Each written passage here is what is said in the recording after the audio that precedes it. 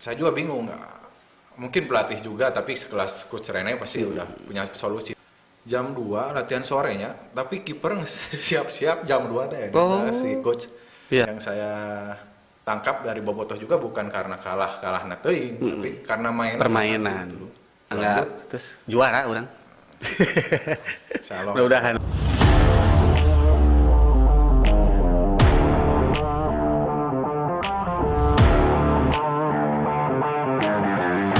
Assalamualaikum warahmatullahi wabarakatuh. Hai bobotoh semua, ketemu lagi nih barengan sama Rocky dan juga Kang Indra tentunya di podcastnya Pangeran Biru ya. Kita udah lama banget nih nggak bikin podcast dan hari ini kita udah mulai ngonten lagi ya Kang Indra. Oke, apa kabar nih Kang Indra? Alhamdulillah. Oke, hari ini kita bakalan upload video-video konten tentang olahraga, tapi nggak cuma sebatas Persib ya. Nanti kita bakalan bahas tentang sisi lain dari dunia olahraga, dunia yang kita cintai. Nah, mumpung lagi masanya PPKM nih, PPKM itu adalah pembatasan kegiatan masyarakat darurat nih. Jadi kita butuh tontonan yang bermutu. Dan terutama untuk yang kamu-kamu nih cowok-cowok atau juga cewek-cewek pecinta olahraga butuh asupan-asupan berita-berita tentang dunia olahraga. Nah, kita bakalan hadirin berita-berita dari dunia olahraga. Nah, hari ini kita akan bakal bahas Persib. Udah lama gue jadi nggak konten, jadi kepleset terus lidahnya. Kayak gimana Kang Indra kabarnya? Alhamdulillah. Alhamdulillah baik. Oke, hari ini Kang Indra jauh-jauh datang ke Ciberem ya. Hari ini kita syuting, kita punya studio baru, kita punya ini lumayan, kita pakai fasilitas yang ada. Salam dulu Kang Indra. Oke. Tapi walaupun seadanya kita bahasanya nggak seadanya. Kita bakalan bahas tentang Persib, terutama hari ini kita temanya adalah persiapan Persib menghadapi Liga 1. Nah, terakhir kita ngonten di Adco ya. Kita terakhir ngonten di sana dan membahas persiapan Persib waktu itu Kang. Dan nggak jadi lagi versus pandemi, dan sekarang masih versus pandemi lagi. Kita udah senang banget, Bobotoh udah senang banget, udah nggak sabar banget untuk nunggu Liga 1 yang harusnya minggu sekarang. Diundur day. Tah, kumaha ya Kang Indra pendapatnya? Ini kita nggak pakai masker, tapi alhamdulillah insya Allah ya kita udah vaksin. Oh ya, kita udah vaksin 2 kali. Vaksin 2 kali, terus udah sering lah di tojos ya. Alhamdulillah sehat ya. Dan kita ruangannya juga sudah desinfektan dan sesuai protokol kesehatan. Walaupun nggak pakai masker, kita alhamdulillah sehat ya Kang. Oke. Nah, gimana nih Kang persiapan Persib nu bobotoh semua tentunya udah nggak sabar, tapi versus pandemi lagi nih. Pendapat Kang Indra gimana? Kalau dari sudut olahraga ya, dari sudut kepelatihan, persiapan Persib tahun ini tuh maju mundur, naik turun fluktuatif. Kan dari sisi tahapan persiapan tuh banyak ya. Ada tahapan persiapan umum, tahapan persiapan khusus, tahapan pra pertandingan, terus tahapan pertandingan atau kompetisinya. Tuh ada jadi bobotoh ya. Jadi ada pra apa tadi kan? Pra pertandingan. Pramusim teh didinya. Entah anu hayang juara pramusim kamana? Kamu eleh nggak rusak di pilok mobil batur ya. Nggak boleh bobotoh. Sekarang tuh Persib tuh saya juga bingung. Mungkin pelatih juga, tapi sekelas Coach Rene pasti udah punya solusi. Tapi saya sebagai orang awamnya, itu di tahap naon, di tahap persiapan umum atau persiapan khusus. Karena kemarin kan ada beberapa kali uji cobanya lawan Persikabo, lawan Nonding. Dan yang perlu dicatat, kita hampir ikut di Piala Wali Kota Solo. Berarti udah masuk ke tahap persiapan pra pertandingan sama persiapan khusus, karena lihat juga latihannya di Inspire ya, itu latihan lapang bola sintetis. Kalau dipakai untuk tahap persiapan umum nggak bagus. Itu udah persiapan pertandingan berarti. Zaman hanya Gomez atau Dejan yang menolak di lapang sintetis. Oh, itu Gomez. Kalau Dejan sering banget di Inspire, malah hampir tiap hari. Ya, karena itu tujuannya berbeda-beda ya. Kalau biasanya mungkin kalau Dejan ngambil di Inspire untuk latihan taktik, karena aliran bola tuh harus bagus ya di lapang sintetis. Terus Gomez menolak ya, emang nggak baik juga buat kaki. Mun apal tuur. Ya. Sok pucalnya. Tahu ya. Untuk anak-anak bola nih. Nah, Kang, kita langsung aja bahas. Kalau udah kita pandemi, kita nggak mau bahas tentang pandemi dan PPKM ya, itu kan ranahnya pemerintah. Kita bahas ya, mudah-mudahan nanti betul sampai akhir Agustus PT LIB sudah confirm katanya ditunda sampai akhir Agustus dan melihat dulu situasi dari akhir dari PPKM ini. Nah kalau misalnya jadi nih, kita bahas mulai dari lini per lini dulu. Ya, dari lini per lini. Dan sekarang kita punya di belakang dulu dari mulai kiper, dari mulai penjaga gawang. Kita punya 5 penjaga gawang sekarang, Kang. Minus Dika yang udah dipinjemin ke Persita. Jadi ada 4. Sekarang ada Akil yang statusnya tim nasional. Ada Teja juga yang masih anget-anget kuku tim nasional juga. Ada Bang Made yang berpengalaman dan ada yang kembali lagi yaitu Deden. Nah ini gimana nih dari sudut pandang penjaga gawang nih? Banyak berarti dalam artian kedalaman skuad di posisi penjaga gawang ya luar biasa, tenang lah gitu, santai. Kiper pelatihnya juga oke lah ya. Pasos tahu disiksa wae tah. Pasos disiksa wae. Saya pernah di Inspire waktu itu ketemu Pasos Dadok. Jadi ketemu ke hotel jam 2 latihan sorenya, tapi kiper siap-siap jam 2 teh si coach. Iya. Jadi sebelum latihan tim mulai itu kiper udah mulai. Karena memang di luar negeri juga gitu, Kang. Karena sempat baca bahwa kiper itu latihan di awal sebelum skuad latihan. Benar. Karena perlu dari awal dulu. Terus kiper tuh latihan memang pangcapenan biasanya. Ya kembali lagi tadi ke pertanyaan Kang Rocky. Dari mulai kiper kita banyak banget nih dan pilihannya sangat banyak pilihan ya, terutama saya juga tahu Teja Paku Alang pasti Persib ya. Nama-nama sering dengar tapi pasti Persib. Wah ya, reading the game-nya bagus. Kayak Markus dulu di timnas Indonesia Asia 2007 ya. Markus kan jadi nominasi pemain terbaik waktu itu di Piala Asia. Karena reading the game-nya bagus. Reading the game itu jadi membaca permainannya bagus. Kan sekarang 4 back tuh flat ya. Nggak ada libero. Jadi si kiper itu bisa menjadi libero. Dan Teja di pertandingan terakhir lawan PSS Sleman itu Teja sudah memainkan perannya sebagai libero. Sebagai libero. Usah keluar di kotak penalti lawan Sleman itu, Itu luar biasa banget ya. Dan yang jadi pertanyaan adalah gimana nih kira-kira siapa yang bakal jadi pilihan utama? Dan kita harus mengorbankan salah satu dari 4 kiper, terutama ada Akil Safik di situ yang statusnya tim nasional ya, Bobotoh. Gimana nih menurut Kang Indra? Pusing juga nih di kiper. Deden tuh kalau fit dia udah calon tim nasional. Kita tahu di 2018 di Gomez dia untouchable. Dia tidak tersentuh sama sekali bahwa dia starter. Dan Gomez pernah bilang di statementnya dia mau cari kiper, kalau Deden ke timnas dia pengen cari yang levelnya satu level dengan Deden. Gimana, Kang? Untuk penjaga gawang nih. Penjaga gawang. Tapi regreg lah ya, regreg. Ya itulah kalau saya melihat Teja oke. Kalau saya pribadi ya, saya kan melatih lah amatiran juga, lebih suka kiper yang berani keluar seperti itu, karena dibutuhkan pada saat duel-duel udara, namun kiper cicing wae di gawang, karena salah satu kiper dunia pernah bilang bola paling sulit itu bola sundulan karena arahnya tidak tertebak, apalagi kan dengan jarak yang cukup dekat dengan kiper. Jadi kalau kiper bisa keluar dari gawangnya, bisa duel ya kenapa enggak, itu lebih bagus lagi. Tapi ingat, kiper keluar dari gawang itu bola harus kena, wajib kena. Kalau mau keluar dari gawang bola wajib kena. Dan saya ngelihat Teja masih jadi pilihan utama ya. Reading the game-nya kembali lagi bagus walaupun usianya usia kemasan sih. Usia kemasan. Jadi prediksi Kang Indra Teja masih jadi pilihan utama ya. Prediksi masih Teja, keduanya bisa Bang Made atau juga Deden ya.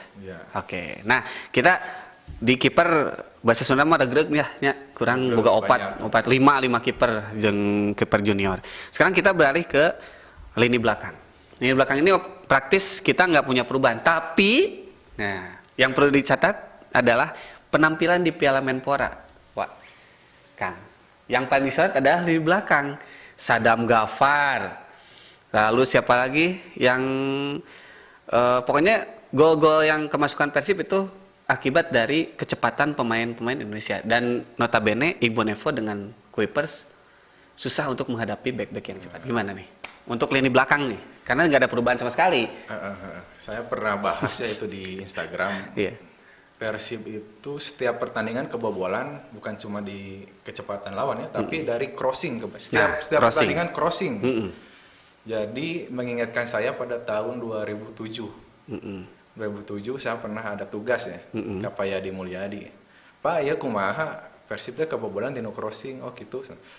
Berarti yang harus dicegah itu dari dua penyerang sayap. Jangan sampai bisa melakukan crossing.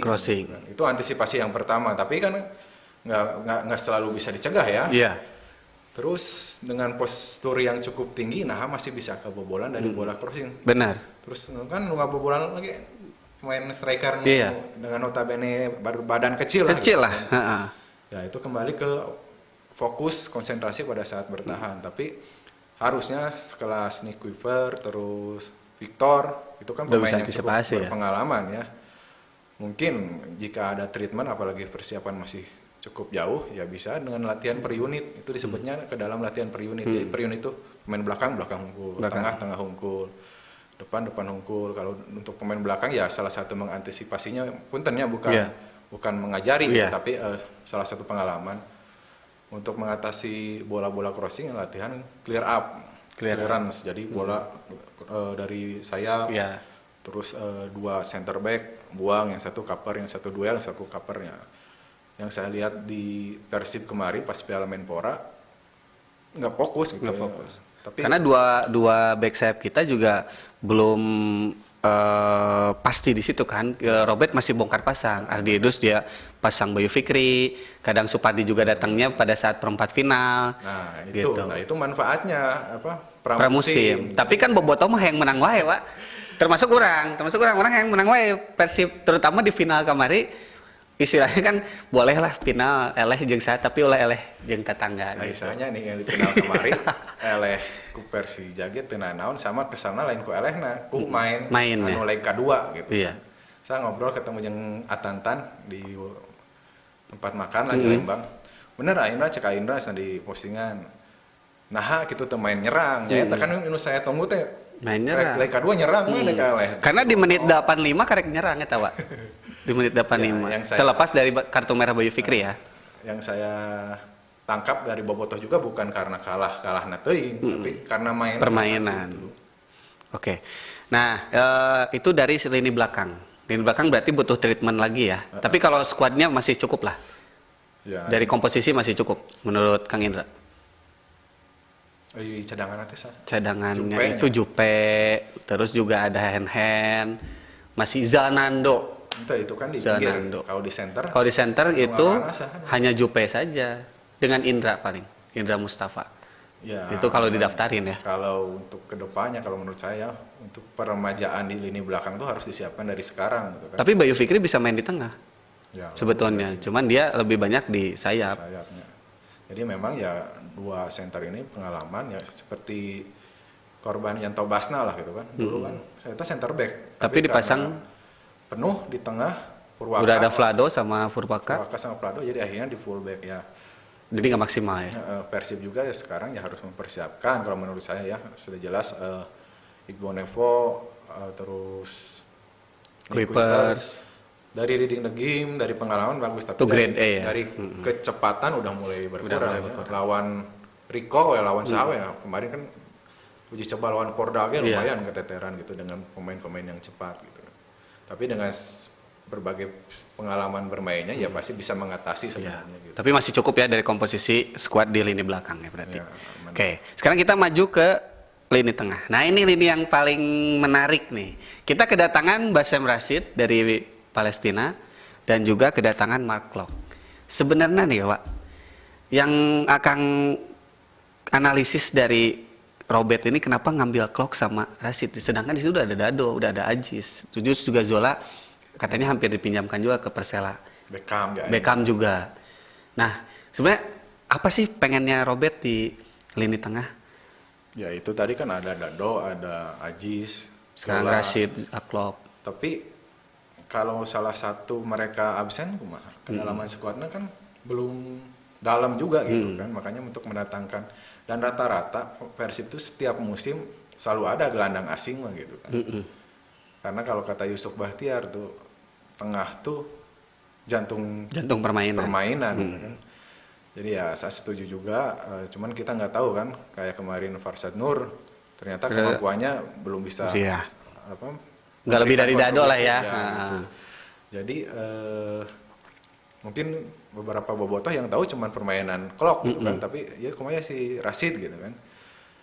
Tapi ngelihat sedikit highlight mah rada luar biasa cocok ya. lah gitu kan. Kalau Farsad Nur mah santai gitu. Kalau dia cuma ngisi kosong-kosong aja pivot. Kalau Liga Indonesia kan kudu jeung tarungna gitu kan. Kalau lihat si Rashid mah ya berani tackle gitu di tengah. Ya mudah-mudahan dengan formasi 4-4-2 artinya kan cuma pakai 2 gelandang di tengah. Kan biasanya seperti itu kan. Iya. Di flank baru pemain-pemain yang cepat dipasang Febri Freds. Nah, dengan kedalaman squad ini berarti salah satu harus ada yang defensif, bukan defensif midfielder. Wah, mungkin dua-duanya defensif midfielder atau dua-duanya attacking. Jadi ya salah satu ada pasti yang berperan sebagai defensif dan attacking. Nah, berarti kalau lihat ke sana kemungkinan gitu kan. Iya. Rashid lebih ke defensif. Memang Rashid posisinya DMF. Benar kan? Karena si Mark Klok dia attacking dan lebih menyerang. Cuman jika Dado misalnya ada kesempatan diberi kesempatan untuk main, Klok tuh saya kurang tahunya mainnya punya kecepatan. Dia kecepatan dan dia punya spesialis tendangan penjuru yang keren banget. Ya bisa juga dimainkan di flank kayak Piskara kan dulu main Padang di tengah kan. Pas seleksi Persib lagi pas dicoret masih tengah. Zaman Darko pas di Piala Inter Island Cup. Masih di tengah tapi sekarang kan lebih banyak main di flank. Jadi memang untuk seorang pelatih butuh pemain yang bisa bermain dari satu posisi gitu kan. Mudah-mudahan ya Mark Klok terus Rashid juga bisa dimainkan sebagai di posisi lain gitu kan. Kalau lihat Dado udah posisinya memang di situ lah, enak ya. Udah bisa cover pada saat 2 fullback terlambat, lihat pasti si Dado udah ada di posisi fullback yang transisinya lambat. Kalau menurut saya sayang kalau Dado sampai kan ada rumor kan, ada rumor katanya Dado mau pergi. Dado mau pergi ya. Karena Ferdinand juga pergi, sahabatnya gitu. Tong doanya. Tong jangan dah, Kang Dado ya. Calon kapten ya setelah Supardi ya. Nah, berarti kalau lihat permainan memang pada saat Piala Menpora kemarin yang lemah di kita adalah lini tengah, Kang. Karena kita nggak punya destroyer di tengah dan Klok ini kayaknya bisa jadi destroyer di lini tengah ya. Selain waktu itu diharapin sebenarnya Farsad Nur ya, tapi ternyata tipenya sama dengan Dado juga, hampir-hampir mirip lah gitu. Jadi cuma ngisi kekosongan atau mungkin juga belum adaptasinya belum terlalu belum in lah ya. Oke, itu di lini tengah kita udah bahas. Jadi dengan kedatangan Klok udah luar biasa ya. Tinggal meraciknya aja gimana. Sekarang kita pindah ke lini depan dengan flank. Ya, kalau flank kita tenang lah. Freds yang makin matang tapi nggak dipanggil timnas ya. Itu udah kelas timnas loh. Freds kalau menurut saya ya, Freds itu udah kelasnya timnas. Ada Febri juga. Dan di depan kita punya Wander Luiz dan Castillion juga Ezra. Dengan kepergian Ferdinand katanya pingin menit bermain yang lebih. Nah, untuk lini depannya gimana? Ezra, Castillion dan 2 striker berarti kan duet. Karena 4-4-2. Wander Luiz. Jadi bukan. Tapi Ezra penampilannya halus pisan eta di Piala Menpora. Ezra tuh berani mau motivasi turun ke belakang, iya. Mau jemput bola kan biasanya bukan tipe striker penunggu gitu kan, bukan tipe striker murni kalau Ezra. Kan kalau Bambang Pamungkas kita jarang gitu kan turun ke belakang. Terus adanya striker sok nunggu Bekamenga. Ya, Bekamenga. Nah, kalau yang dua ini Castillion sama Wander emang tipe striker yang disiplin di depan, jarang turun ke belakang dia, jarang turun ke belakang. Nah, gimana nih untuk lini depan nih, Kang Indra? Untuk lini depan ya kalau menurut saya duet Gelis udah terbukti kan kalau seandainya waktu itu Liga enggak terus juara orang. Mudah-mudahan lah ya. Nah, tapi kita kan nggak tahu kondisi terkini seperti apa kan kemarin sempat kurang memuaskan juga Wander Luiz. Jadi ya biasalah bobotoh goreng seetik ya begitulah. Tapi dengan sokongan dari lini tengah kedatangan Mark Klok istilahnya gitu kan, apalagi dengan sudah tahu atmosfer sepak bola Indonesia mungkin bisa lebih berkembang untuk lini tengah. Dulu pas awal liga duet gelis teh siapa nyokongan? Dulu ada Omid Nazari sama Kim. Oh Omid ya mau Omid kan. Jadi mudah-mudahan Mark Kloknya minimal lah seperti Omid gitu kan, apalagi didukung dua sayap cepat gitu. Cuman ya berharap di dua flank sekalian yang bahas flank. Freds sama Febri, Febri, Freds, Vizcara, Erwin. Jadi keduanya juga kan lebih cukup produktif ya, Freds sama Febri itu.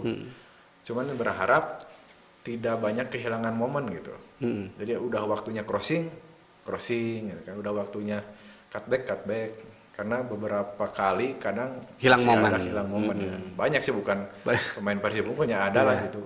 Pemain dunia pasti ngalamin seperti itu. Jadi tapi dengan pengalaman biasanya tertutupi dengan sendirinya. Oh pengalaman, bisa kuna mah langsung crossing, langsung tusuk atau langsung cutback. Nah itu udah wajar kalau beberapa musim kemarin Febri terlihat angin-anginan karena masih muda. Iya. Tapi sekarang udah usia matang ya. Yakin kemarin waktu gol lawan tiktaknya lawan PSTNI. Iya. PSTNI kan itu udah kelihatan. Nah itu fungsinya latihan bersama itu ada chemistry, ada kerjasama, karena sekarang kan Persib udah latihan masing-masing dulu. Iya, sekarang udah PPKM lagi latihan di rumah. Ya itu kalau menurut saya dari depan banyak pilihan. Kalau mau menduetkan salah satu striker yang murni dengan striker yang rajin mencari bola, ya Ezra bisa diduetkan yang si Wander Luiz, si Castillion sama aja gitu. Tapi kalau butuh gol ya bisa tiga-tiganya dimainin. Dimainin dengan opsi Ezra kalau menurut saya di second striker gitu. Di belakang dua striker itu kalau menurut saya gitu. Ya. Jadi untuk komposisi menurut Kang Ira kita udah cukup lah. Nah, sekarang apa sih yang perlu dibenahi menjelang Liga 1? Yang dibenahi adalah jadwal ya. Kudu pasti lah ya ligana. Tapi dari sisi tapi dari sisi teknis nih menurut Kang Indra, dari general permainan Persib dari mulai Piala Menpora dan terakhir kemarin uji coba lawan Sriwijaya 0-0, apa sih yang perlu dibenahi secara keseluruhan, Kang Indra? Dari secara keseluruhan ya tetap sih yang harus dibenahi, mungkin ditingkatkan. Ya, seperti kebanyakan pada umumnya ya, kemampuan koordinasi antar pemain, antar lini, transisi, terus kerja sama tim. Apalagi yang terakhir kan 0-0 berarti agak sedikit tumpul mungkin di lini depan. Kan Castillion baru datang. Apalagi kan di sana mungkin menit bermainnya kurang ya waktu di Italia ya Castillion. Di Castillion itu informasi aja, di Italia dia nggak main sama sekali. Sama sekali main si Castillion di Como teh. Karena katanya cedera, dan juga di sana memang mungkin persaingannya lebih berat juga ya. Seri C. Enak naik ke seri B, Como. Ya. Jadi Como deh main sama sekali gitu. Nah, Castillion juga mungkin butuh sentuhan juga karena nggak main dalam kompetisi yang kompetitif juga jadi masalah juga, Pak. Bisa menurunkan performa itu. Jadi yang dibenahi adalah semua koordinasi juga ditingkatkan. Dari belakangnya tingkat konsentrasi, fokus, kemudian bola-bola atas, bola-bola crossing harus lebih fokus lagi, harus bisa diantisipasi. Kemudian dari tengah, ya ternyata Liga Indonesia membutuhkan pemain yang ada destroyernya gitu kan, tipe-tipe destroyer, apalagi ditunjang dengan visi bermain yang bagus gitu kan. Marcos Flores visi bermainnya bagus, walaupun dia bukan tipe destroyer kan, kaditu Marcos mah di tengah. Gitu yang umpan tek umpan ke Febri. Tahu Febri cepet, nah bola-bola daerah, kita bola-bola terupas. Kayak Sapi kan bukan tipe destroyer cuma di tengah stay, tapi tahu ya Messi bolanya kayak gimana, dikasih bola-bola. Febri kan muncul pada saat playmakernya si Marcos Flores. Destroyer nanti si Pugliara waktu itu kan, Pugliara lebih aktif. Kalau kata Coach Janur itu Marcos Flores itu leles liat. Ciga Alejandro Tobar. Ya, Tobar. Nanti kita bakal bahas tentang Alejandro Tobar, tapi di episode yang lain ya. Nah, Bobotoh, jangan lupa untuk tetap subscribe, juga nyalain lonceng notifikasi kamu untuk bisa tetap pantengin YouTube-nya kita. Dan hari ini kita bahas tentang persiapan Persib menuju Liga 1 yang mudah-mudahan ya, Kang, terlaksana nih. Karena di Euro geus loba ya penonton. Tapi di urang masih kene belum bisa. Tapi karena di Euro juga informasi terakhir bahwa meledak katanya yang positif COVID. Klaster baru, terutama yang di Skotlandia di Hampden Park itu hampir 2.000 orang setelah nonton pertandingan positif. Ya, intinya mah tanpa pertandingan lah kalau bisa nanti juga di Indonesia. Ya, mudah-mudahan ya. Dan kalaupun nanti dilaksanakan, Bobotoh dihimbau untuk nonton di rumah aja supaya semua supporter disiplin. Dan kalau nanti Persib juara, alhamdulillah jangan ada yang konvoy juga kalau memang nggak boleh. Ulah lah. Ke jika kamari deui, Pak. Di Jakarta. Di Jakarta. Nu di Bandung oge disarekan ya. Beda deui kasusnya ya. Buat Bobotoh pasti udah pada dewasa, udah pada ngerti. Dan hari ini cukup kita bahas Persib untuk persiapan Liga 1. Kita bakalan ketemu lagi di konten kita selanjutnya membahas tentang all about sport, nggak cuma Persib, kita bakalan bahas tentang sepak bola luar negeri, tentang sport science-nya kita bahas ya dengan Kang Indra dan juga barengan saya Rocky. So, jangan kemana-mana, tetap pantengin di YouTube-nya kita. Dadah.